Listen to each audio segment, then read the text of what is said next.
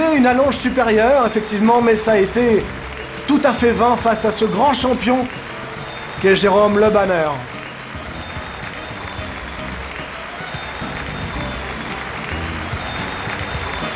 Il y avait réellement un delta énorme, technique, entre les deux combattants.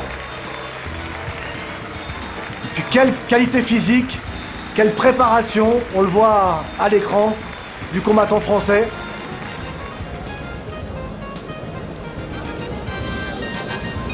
Ah, c'était le combat de clôture de la 10e Post-Tenebras Cup, cet événement majeur des arts martiaux européens.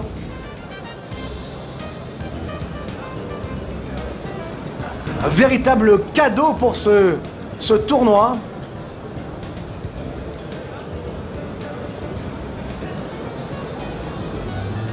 Et déclaré vainqueur par KO à la première reprise, Jérôme Le Banner.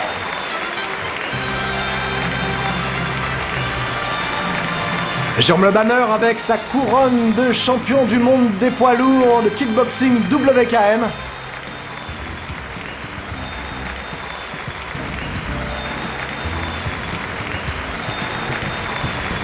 Voilà, Jérôme Le Banner qui est félicité par Olivier Müller, le fondateur et président de l'ISKA Europe, et bien sûr par Ernest Hoost, le quadruple champion du K1.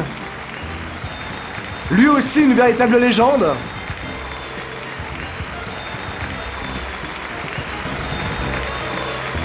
Invité d'honneur de cette 10e édition.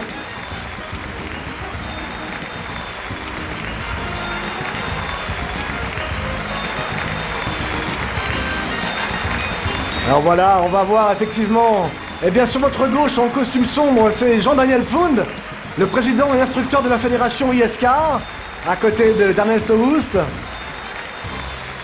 Et puis Marvin Hagler, Marvin the Marvelous Hagler, le champion unifié des poids moyens de boxe qui était l'invité de ce tournoi. Il est à côté d'Olivier Müller, en costume sombre sur la droite, président d'honneur de la WKN, et puis en costume blanc à gauche d'Ernest Hoost, eh bien c'est Karl Emery, le 3e homme à qui l'on doit ce superbe tournoi.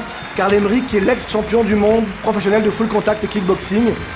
Voilà, c'est donc à ces 3 hommes que l'on doit ce superbe Post-Tenebras Cup qui en 10 ans est devenu un des événements majeurs des arts martiaux en Europe.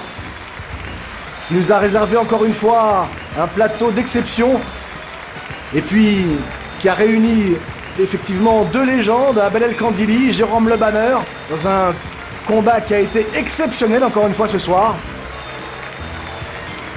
Le 10e anniversaire de la Post-Tenebras Cup se termine. Merci et bonsoir.